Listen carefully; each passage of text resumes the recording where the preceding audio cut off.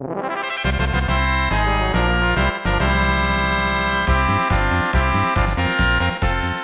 everyone, welcome back to another episode of DialogBOX. This is Laughingboy, and I am joined today with two very lovely guests. First off, we have the Zelda Universe Media Director, Alex Rosenberg. Say hello. That's me. Hello. Hello. How's it going, y'all? Good. And also, we have Let's Player and Streamer Extraordinaire, Nintendo Capri Sun. Also known as Nipple Can See. That's what NCS stands for now. All right. That is canon now. Okay. Yes. But howdy. Just starting today off with a rebranding. Speaking of, today's episode we will be talking about the most recent Nintendo Direct. Of course, when this episode comes out, I'm sure half the games will be released. But Lol. again, so we got bombarded with quite a bit of information again. They like to do those little half-minute announcements about things that are coming out on 3DS and the Switch. Yeah, there was a lot of stuff there. There's a lot of stuff. So much stuff. A lot of JRPGs still coming out for the 3DS. But I think we're going to talk about just a couple of pinpoints so that this call doesn't go for another 2 hours like the last one. Radiant Historia. No, I'm just kidding. It's coming. I guess so.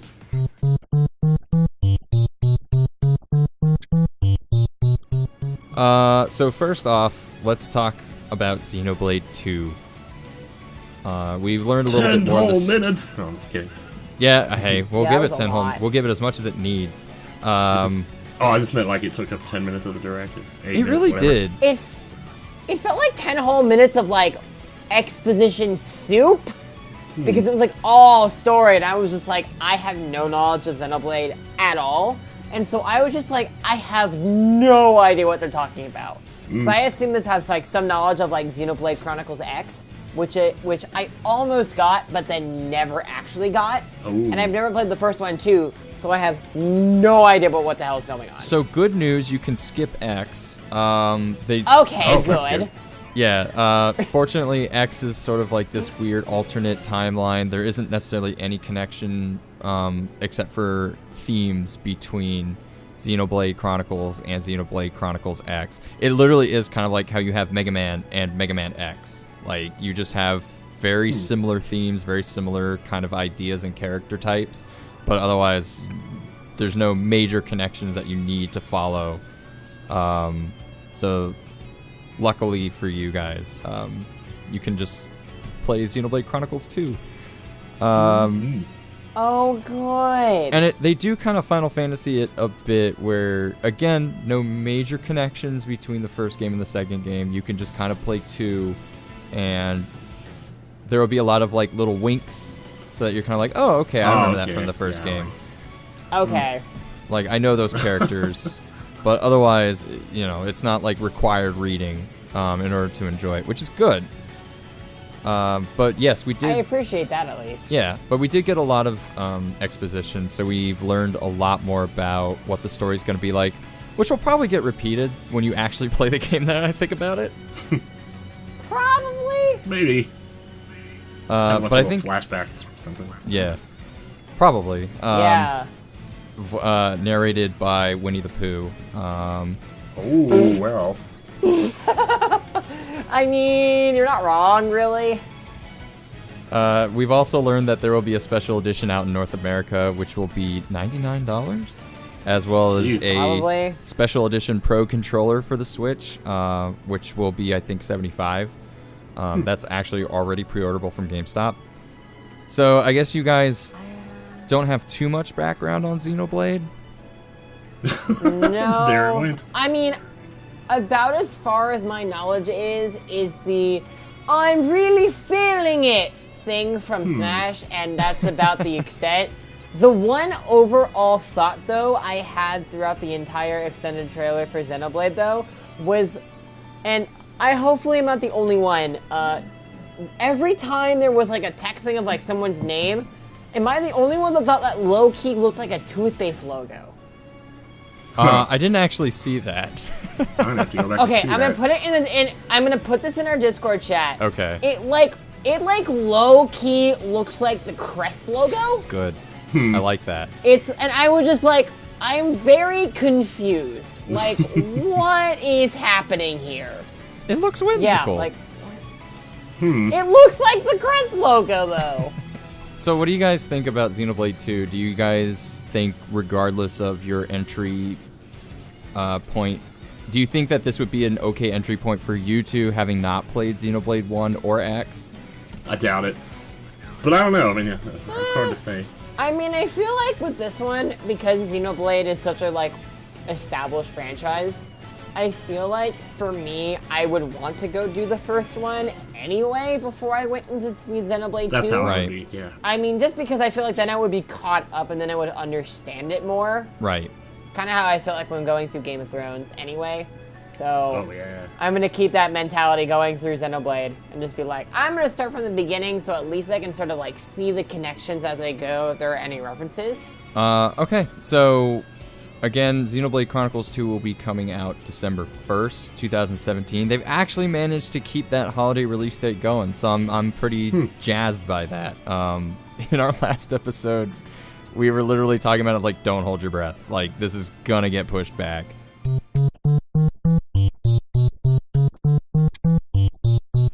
I don't want to go too in-depth about specifically Doom and Wolfenstein and LA Noire, but I do kind of want to talk about all three of them kind of at once.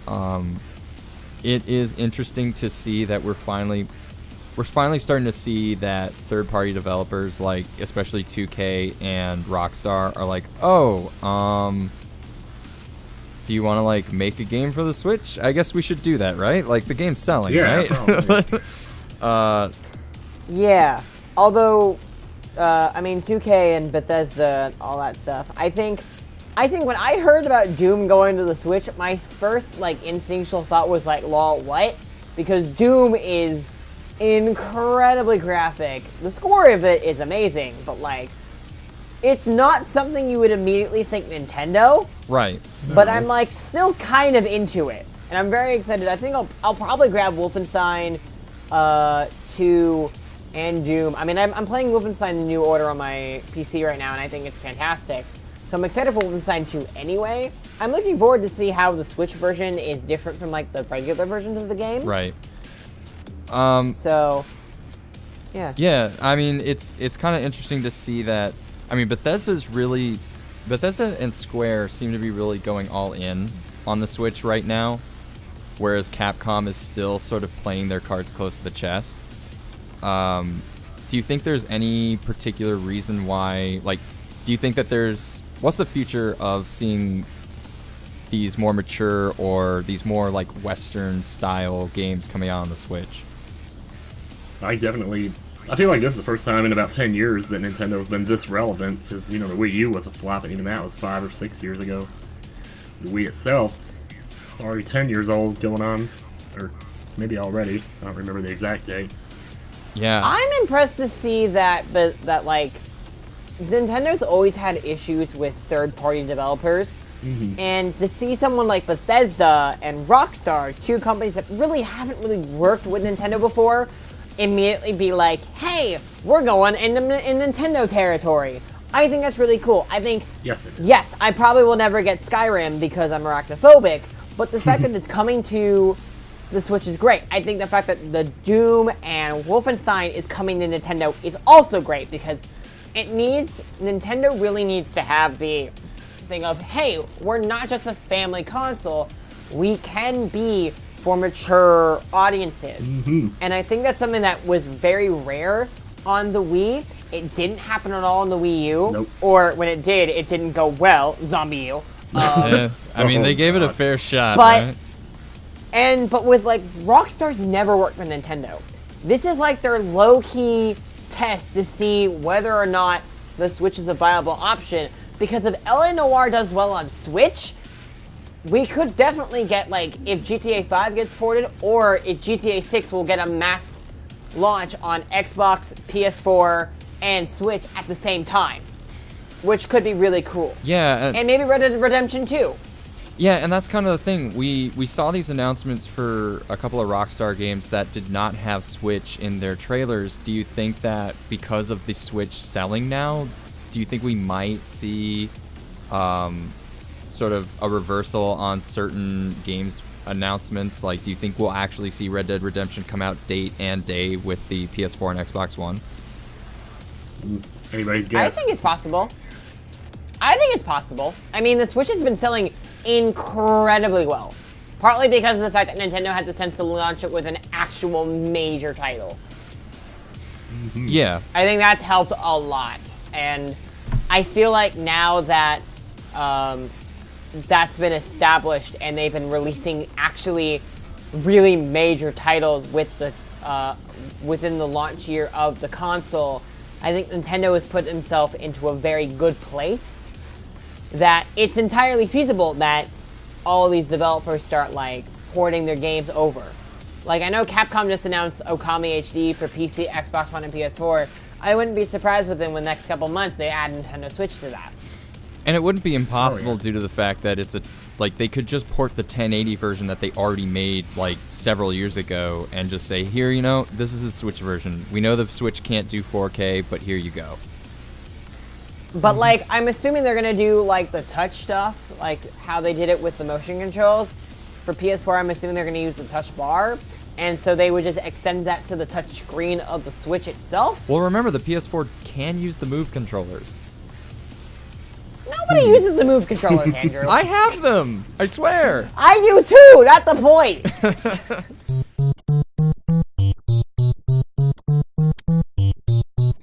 We got a little bit more information on Kirby. We have a title for it. It's called Kirby Star Allies. This will be coming out on the Switch in spring 2018.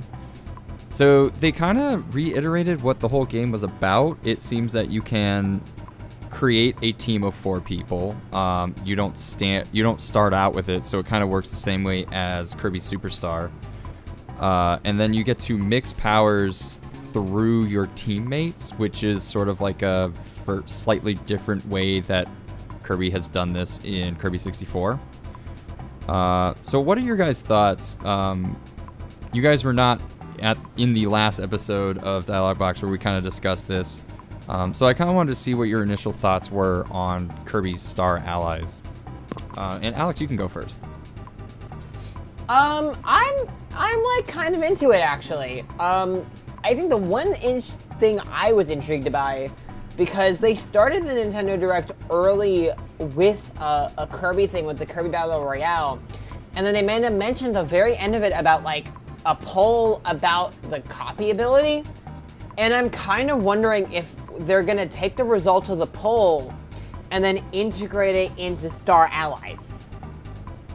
Because as I was watching the Star Allies, I'm like, okay, this is really cool. It looks like Return to Dreamland. But then I remember that surveying was like, well, I wouldn't put it past Nintendo to be like, maybe we'll integrate that into it. But I think the one question I had was with Kirby Star Allies was with the trailer with King Dedede of how he just became automatically ripped. I was just like, how and why? Like, why is that decision a thing? Why do we need King Dedede shirtless? Because Nintendo knows what sells. We know what Tumblr's gonna do with that though, right? I mean, think about it. We know what Sonic Forces is about to do. What the hell makes you think that fans are gonna do the same thing with Kirby Star Allies? Well, come on. Kirby already inflates. Oh, jeez. Yep. There you go. That's it. Oh, why? Yes. So, Tim, what about you? What are your thoughts on Kirby? Oh, it's so weird, because I never considered myself to be much of a Kirby person, and then a couple nights ago I played Nightmare in Dreamland for the first time. And that was just, like, a phenomenal game. I had no idea those were that Dreamland great. was a remake, right? Yeah, I believe it was. Yeah, it's a remake of to the Kirby's first one. Adventure. So Something like that. Yeah, it's a remake of the NES version. Or the NES game. I'd say it definitely looks cool, but one thing I can't help but wonder, have we ever... I feel bad for the tree. Has it ever burned before? Yeah, plenty of times. Okay. No. Because I've never seen him catch fire before, and that looks kind of painful, even if it is a bad guy, or a boss, or whatever. Yeah, I don't know, because, like, he's always the first boss of every single Kirby game. And everyone has to fight this damn tree if you play a Kirby game. Yep. That you do. I mean... Never learns his lesson. Oh well. If it ain't broke, don't fix it, I suppose. Yep. No, it makes sense. I mean, it's kind of like the standard. It's like you have level 1-1 in Mario, you have Green Hill Zone in Sonic, you have the tree in Kirby. Like, it's a standard that you expect, really. Yeah, true. That's You true. have Lower Norfair and Metroid. Okay, so again, Kirby Star Allies is coming out in spring 2018, and we'll hopefully get a little bit more information about it. We did finally get the reveal as to what the 3DS game was going to be. That is the multiplayer game, I think Birthday Brawl. If I screwed the name up because I don't have it in my notes, my bad. Battle Royale. Battle Royale, something, yes. But we'll be seeing that holiday 2017, as they previously announced. Yeah, I think I have it on here because I took index card notes. January 19th. Oh, so it'll be January. Okay. Yeah. I feel like it's going to be like low-key Triforce Heroes, though, which is a bit concerning. Yeah, I mean, Kirby has always had games that it's really hard to tell what the main, quote-unquote, mainline Kirby game series is, because there are so many Kirby games that try to be experimental with its own formula that you could refer to Rainbow Curse as a side game, but most people would consider every single Kirby game to be like its own kind of like, they're all main series. It doesn't matter which one. So Right. it's hard to really say that birthday battle, god damn it. It's hard to say whether or not that game will be considered That game, the same. the big one. The big one. The little birthday one. one. The game with the thing. Yeah. Will be considered the same as like Triforce Heroes or Federation Force, but we'll see.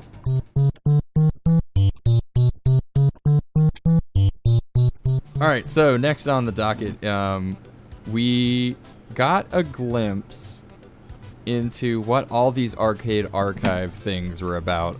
We were blasted with these Neo Geo arcade games throughout the first few months of the Switch's launch, and we're kind of starting to see why. Nintendo has announced that they will be porting a bunch of their old arcade games over to the Switch, and it's being done, I believe, by Human, which is, I think, the same company that's been doing the arcade archives for those Neo Geo games. But unfortunately, that means we still aren't getting Virtual Console, so I kind of wanted to see what your thoughts and feelings were on... They said they were going to tell us more about Virtual Console. We still haven't heard anything, so what's going on? And Tim, I'd like to hear what your thoughts are first. I think they have to surely be working on it, because didn't they say we were looking at possible GameCube Virtual Console at some point? I think they said that. I had heard something along the lines of potential GameCube Virtual Consoles, but I think most of that was just rumor mill, so I'm not 100% on it. Yeah. Well, either way, they'd be crazy not to. Do you think maybe they're just trying to hash out how you have to deal with both docking and undocked modes in terms of using Virtual Console, or? Yeah, maybe. Maybe?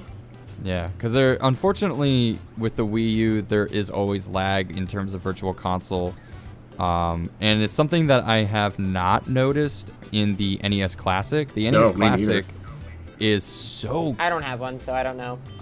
So the NES Classic has like zero lag. It's really good. Yeah, I played it at PAX, no lag at all.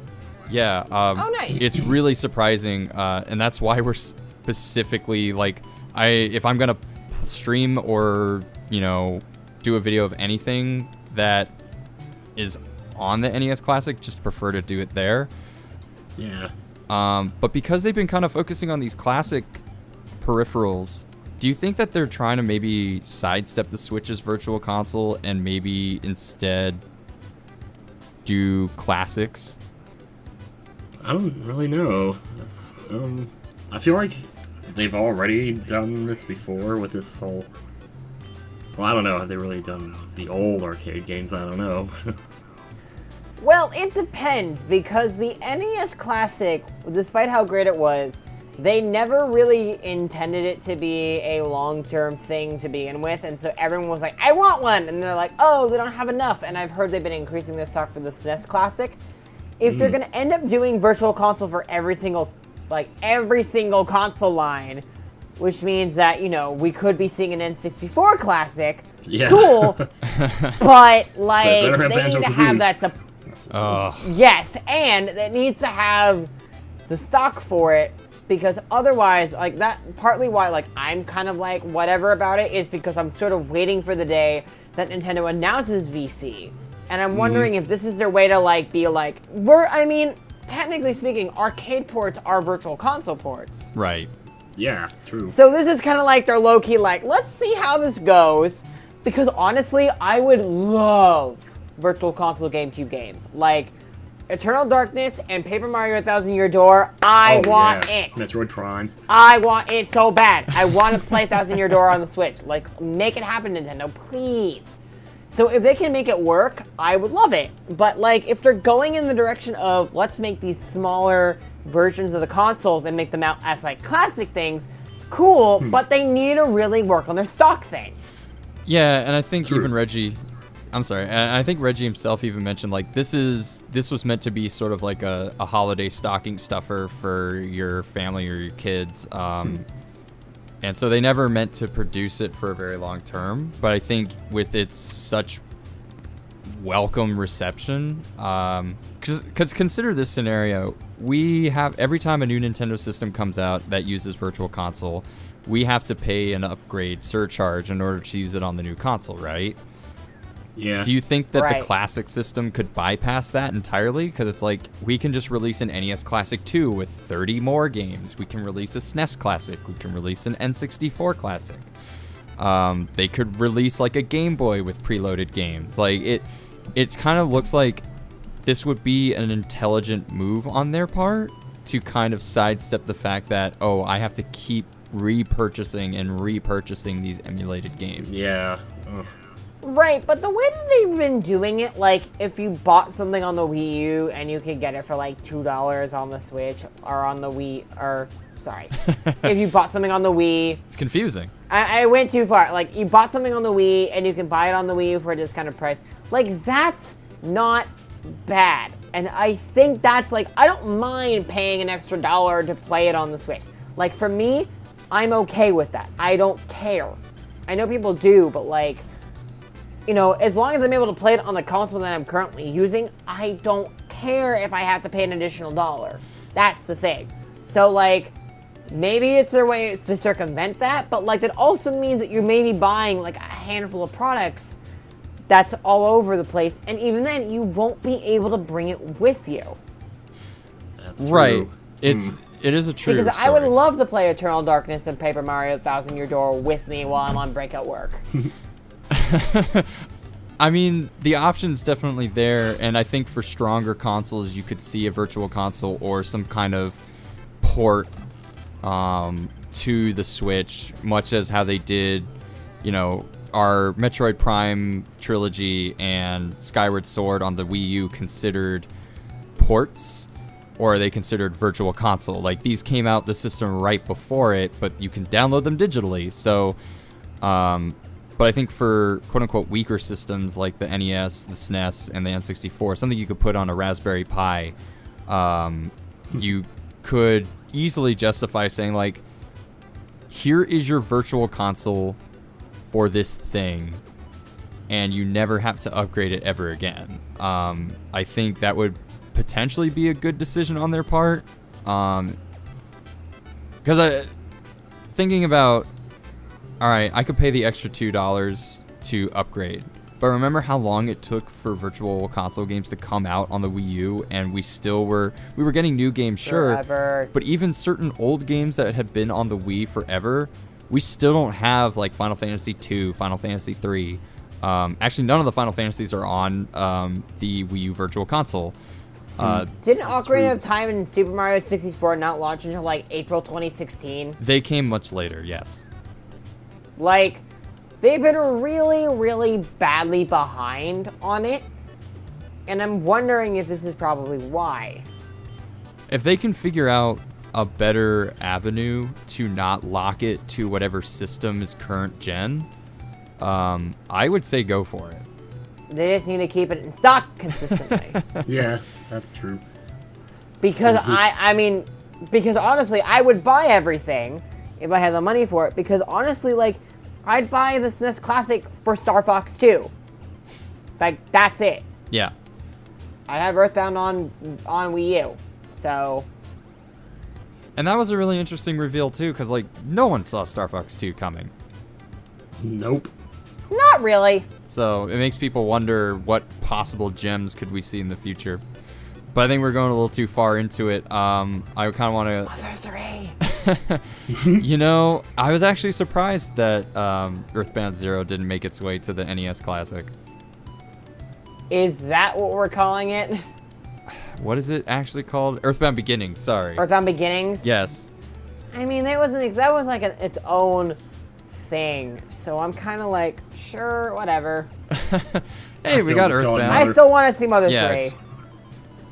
And what would we... Earthbound 2 is a weird name, right? Mm-hmm. Guess we'll call it that. All right, moving on. Earthbound, the sequel, but darker. But darker. All right. All right, so a new announcement for North American audiences, probably not new if you are Japan-based, but we are actually getting Dragon Quest Builders on the Switch coming in spring 2018. Ooh, baby. And that's pretty awesome, honestly. It seemed like a no-brainer for the Switch, especially if you're going to put Minecraft on that thing. Yeah. I mean... One of the big additions is the Great Saber Cub that you can play in the free play mode that allows you to move a lot faster on the map, as well as, I guess, collect special items. Yeah, that looks nice. It does look nice. I put some hours into that game when it was on PS4, I do remember. Yeah, unfortunately I haven't finished it yet. See, I didn't realize it was a game that existed prior to this until, like, 20 minutes before we started recording this.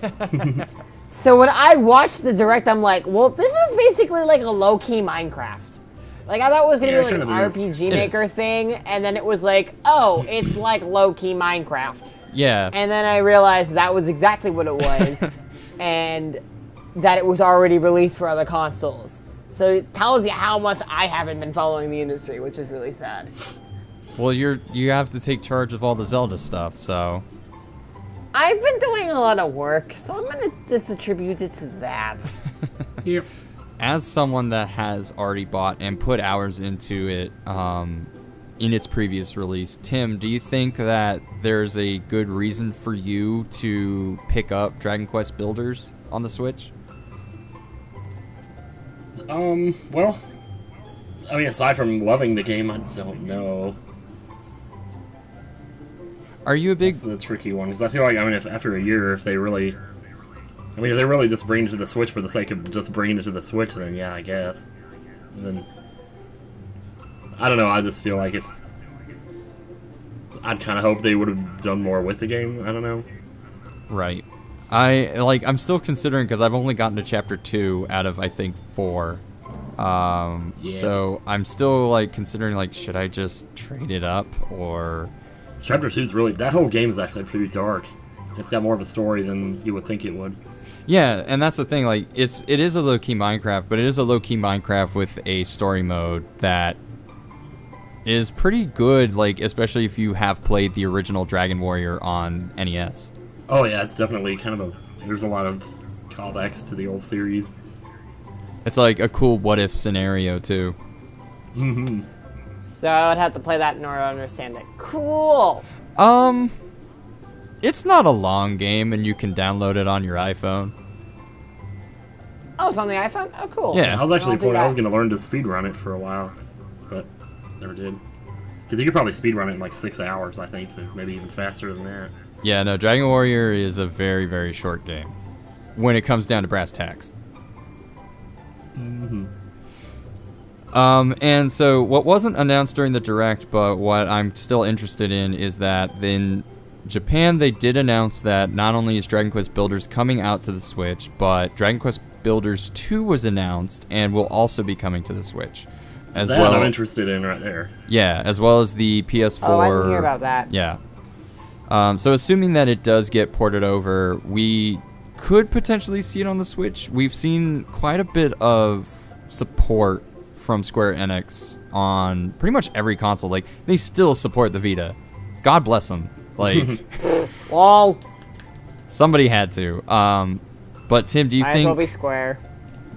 at this point, do you think you would buy 2, assuming it gets announced for North America? Would you purchase that on the Switch? Yeah, I'd do it right now if I could. And Alex, does this interest you at all to maybe buy it on any type of console? Well, I was just about to buy Dragon Quest 1 on my phone.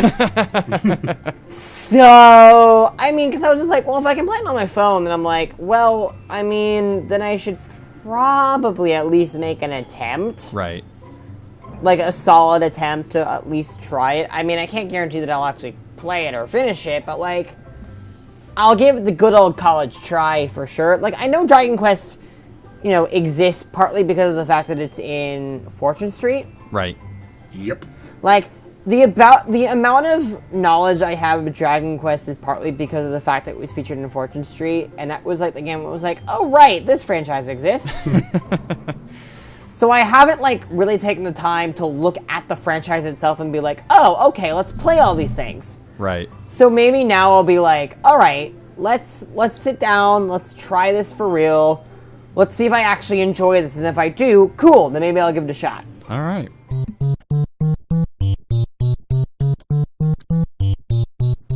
All right, so let's move on to, we've got a little bit more information about The Legend of Zelda. We've got the Champion Amiibos that were announced during the E3 Nintendo Direct.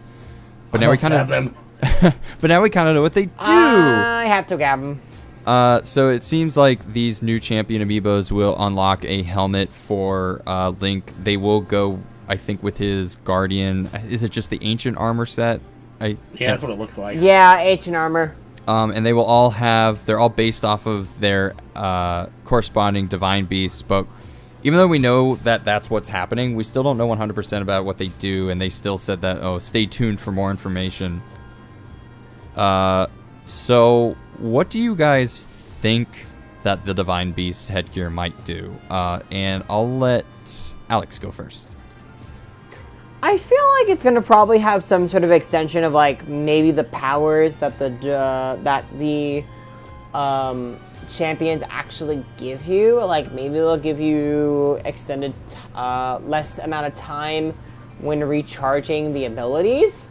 Is my first guess, because if they're like because my two favorites are Rivali and Urbosa, so I'm assuming it would like maybe make them like less time to recharge, I guess. Right. But I mean, I feel like that would make the most logical amount of sense. But with Nintendo, it's kind of like a mixed bag of like, we don't really know what's happening. I feel like they'll announce. I feel like when they're like, hey, let's talk about the DLC that's happening at some point within the next 3 months. I don't know. We'll get more information about what exactly they'll do. I actually honestly will probably, I kind of expect that we're going to get like another Nintendo Direct within the next month and a half that will be like talking about the Amiibo, talking about the Breath of the Wild DLC, and seeing like how they connect. If anything, I'll theorize that the DLC also launches on the 10th. That would make sense. Because that would make very logical sense. Tim, do you have any ideas what the divine headsets might do? Yeah, I pretty much had similar thoughts, that they probably extend the timers, or maybe they give you more charges on each one. Like you can only carry 3 Rivali's Gales, maybe now you can carry 5 or 6. Which would still Or be they could nice. get okay with creative that. with it and have something where you could Rivali's Gale mid-air to go even higher. Oh, Or maybe with that'd be Miva's cool. Grace you have like a constant regen effect where you gain 1 heart every 10 seconds or something. I don't know. I'm They could do also stuff okay with with that. That would actually be pretty nice, is like, given that there are directions you can go with that if you want to make each ability more, I guess, effective. Having Rivali's Gale while in midair would be really helpful, especially if you're trying to glide from one mountaintop to another. Mm-hmm. Mifa's Grace Agreed. doing regen wouldn't be impossible, since Master Mode's enemies will do that. I feel like that's the only way to actually get through Master Mode. I guess the only thing is that I wonder what would be the big difference for Daruk's protection. I was just thinking that, like, what would they do with that? Because maybe when a monster hits it, they it take reflects damage everything. as well or something? Yeah, I mean, it could be like a spike shield or spike armor, rather, where the enemy could do damage or be knocked back if it's a physical attack. Makes sense. Yeah, so those will be coming out the 10th of November, and that could correlate with the DLC release date, but we still don't know anything about that. What it does sound like, though, is that you will still be controlling Link throughout the DLC, and only potentially unlocking memories. So while it is more story, it may not be like, I don't think I'll be able to control any of the extra characters, or Zelda for that matter. I'm assuming it would be how it is. I mean, in the event, if they end up like swerving and being like, hey, now you can play as Zelda or Rivali or all that stuff, I mean, I'd be into it. I think it'd be kind of neat to have like a Zelda game, even if it's DLC where you're playing as a female character. I would be down. Right.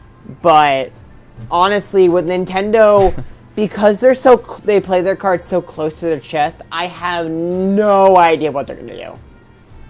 Yeah, I mean, I can only go based off of what most open world games tend to do with DLC, and it's just kind of like, we've added this waypoint to the map, go here and do something, and then it will just kind of unlock a new mission. Pretty much. So potentially Link will still have to do something, and by doing something can unlock a new memory. That's my guess. Oh yeah, maybe. Yeah, I can see that.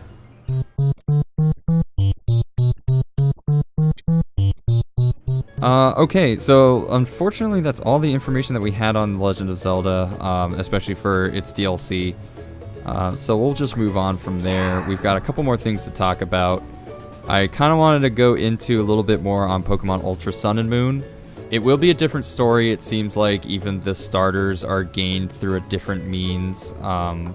Is this like a Platinum, or is this like a Black and White 2, in terms of how the story is told? I'm starting to I still think that this is more of like a Platinum, where it's a similar story but extra stuff. What do you guys think? I can't even imagine, really. I just hope you still get to hold them in the air.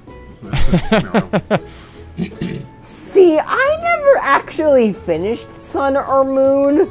I mean, like, me neither. I played it for about a month, and like about a month after it launched, I played it like around Christmas time, 2016, and then I never got back to it. So I watched the whole trailer, and I was like, I have no idea what's happening. Like, what is even going on?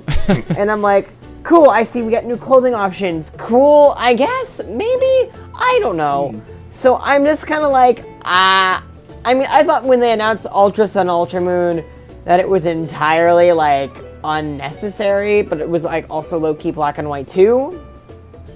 Right. So I don't know. The real major thing for me with that announcement was the fact that on Friday we're getting Gen 2 Virtual Console on 3DS. That's kind of cool. Like, I'm excited for that. Right, and if you pre-order that, or if you download it within a certain time, you will be able to get Celebi for your Ultra Sun, Moon, and regular Sun and Moon. Which, I think it's before January? I don't know if it's... So I know before January for Ultra Sun and Ultra Moon, you can get the special Lycanroc, the Dusk form. And then if you download the digital version before January 10th, you can get 12 Quick Balls, which I will immediately sell because I don't use them. Also, a Pokeball-themed new Nintendo 2DS XL system will be out on November 3rd. So there will at least be that. Pokemon Ultra Sun and Moon will be released on the 3rd of November. Oh, no, wait. I messed that up. I actually don't know when it's coming out. I'm a big dumb November idiot. 3rd is when the launch of that thing is, because it's also the launch of the iPhone X. So November 3rd is when the 3DS comes out, so I believe it will be the 17th of November. When Yeah, Ultra the Sun and 17th Moon. is when, 17th is the launch of that. Along with your white, orange, creamsicle new Nintendo DS XL coming out on October 6th. Can we talk about that for a That's second? like a piece of candy corn or something. It's like Halloween themed. It's literally like, hey, Nintendo was like, hey, you know what we should do? Pumpkin Spice Nintendo 3DS. Yeah. Let's make that a thing. Let's make Nintendo 3DS Fall Edition. Let's make it happen. Well, I mean, That was literally what I thought, which is like, what? I mean, What? white What and is orange this? was one of the initial colors in Japan, and I think Europe got it. And there was this big cry out when the 2DS XL came out in America that we only got the blue and black. So I think this was just kind my of going like, God. all right, fine, just take it. I don't care. Get over it. Black is the best color. It matches everything. Yeah, Come but on. your finger smudges get all over it. Ah, good. Well, tough luck. Come on. But you can shine that thing to such a sweet luster No excuse. and see yourself in it. Yeah. I'm so over like the, oh my god, I want different colors. Like, black goes with everything. I mean, yeah. So yeah, Pokemon's Ultra Sun and Moon will feature pretty much a new-ish story from regular Sun and Moon. They've announced the Necrozma, which is, I guess, the main enemy that will take over Solgaleo, as well as Lunala. Sorry, I forgot the name for a second. And the new Dusk form. So we've got a little bit more information right before the game comes out in November, pretty much around the same time it came out last year. Yeah, which I is think so. pretty interesting. And so yeah, I'm looking forward to it. Still haven't beaten Sun and Moon, but It looks like we also get 2 new Pokemon with the unknown variants. Yeah, a chimney and like a... oh right, the 2 new Ultra Beasts, that one is exclusive to one, as well as Yeah, they're version exclusive. yes, Looks like. that's correct. Yeah, I did not include that in my notes. I don't know why.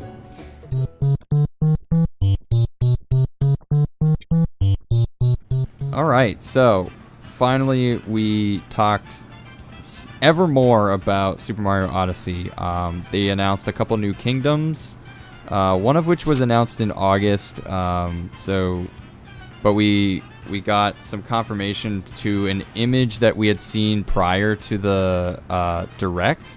So Cappy has a sister, Tiara, who was essentially captured by Bowser, along with Princess Peach. So we don't know why that happened, but we now know why your Cap has a set of eyes that can take over things.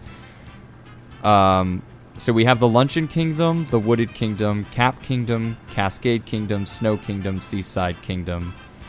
We still have a yet unknown kingdom that was introduced. That was the quick bit where Mario is racing the Koopas, as well as the bit where he is that dinosaur, the little tiny dinosaur with the little wings.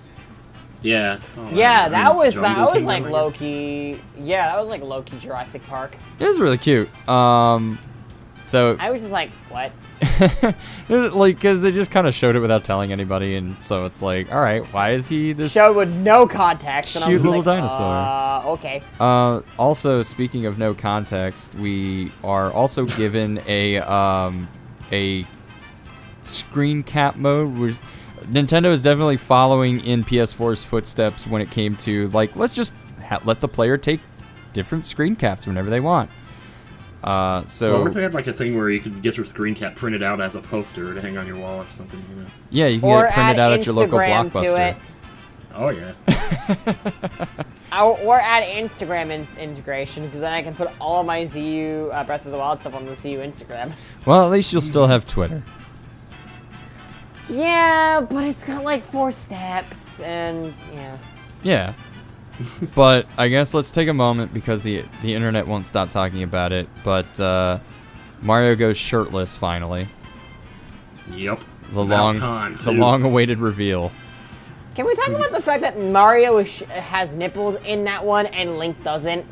Okay, but remember that Link technically was sporting them during Twilight Princess. Sporting them. Yeah. Oh, that's true. Yeah. And, Wait, in like the prologue? No, it's like during the when you sumo wrestle with session. Goron. Oh, Yeah. okay. When you learn how to do sumo, and his Oh, torso kind of looks a little right. gross.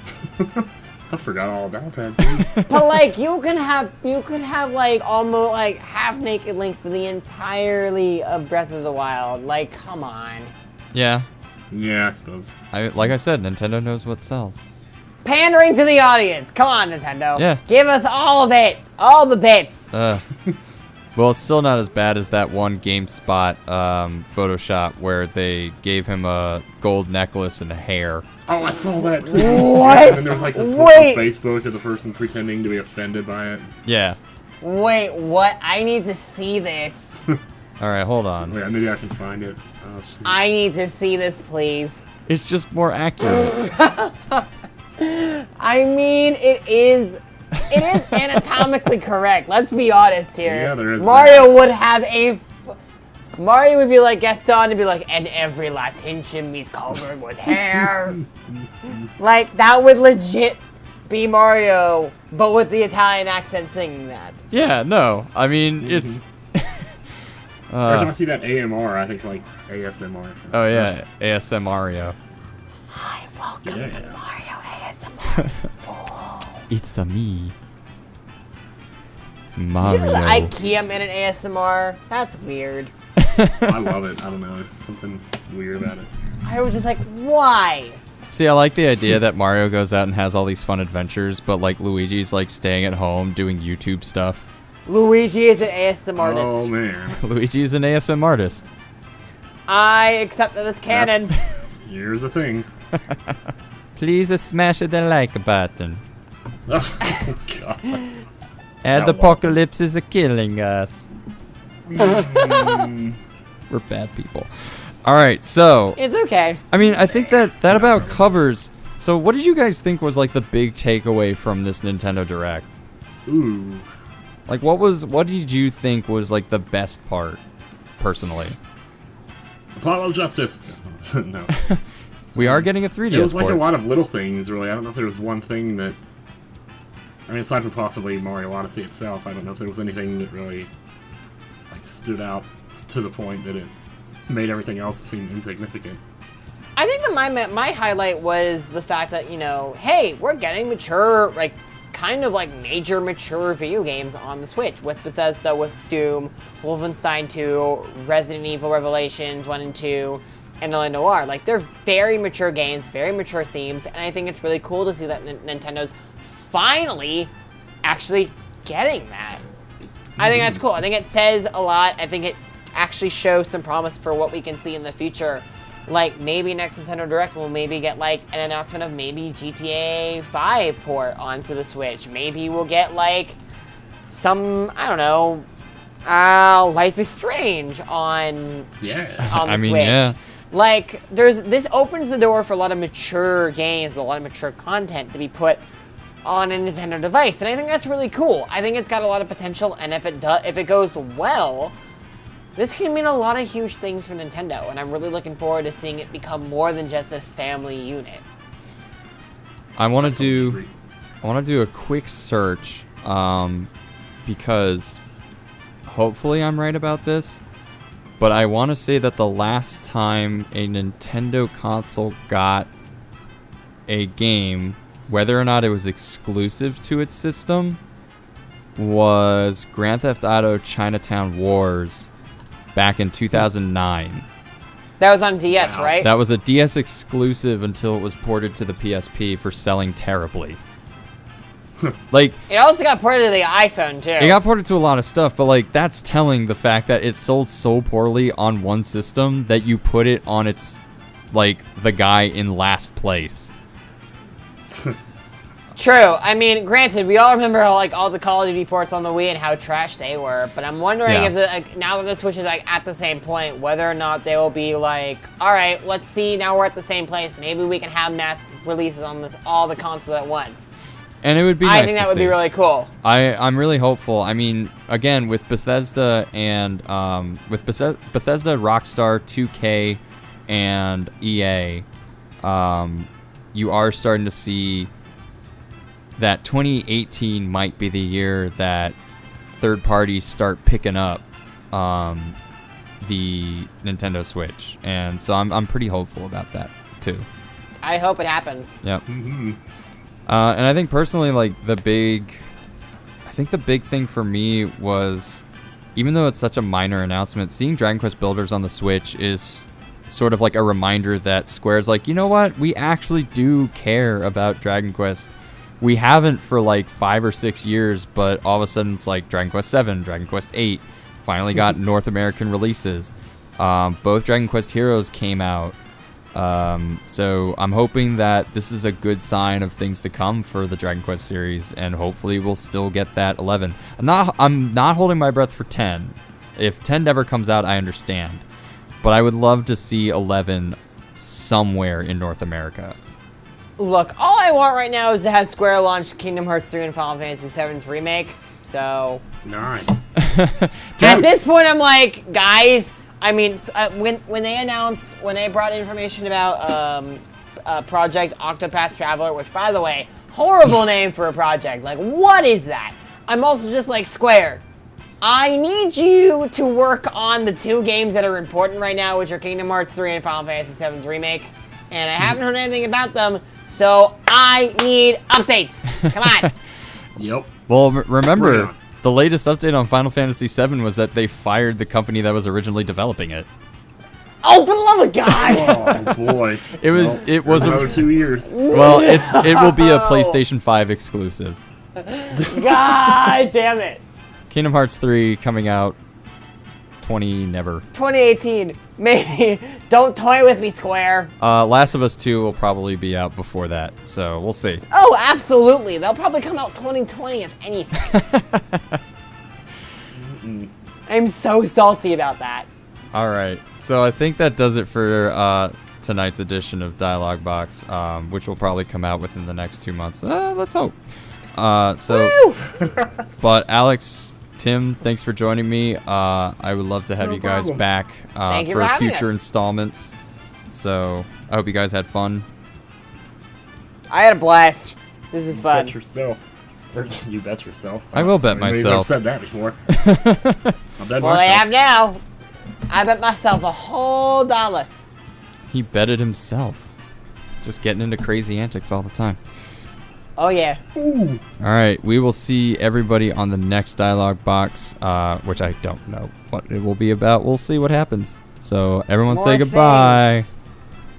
Bye, Hasta la friends. vista, baby. Bye-bye.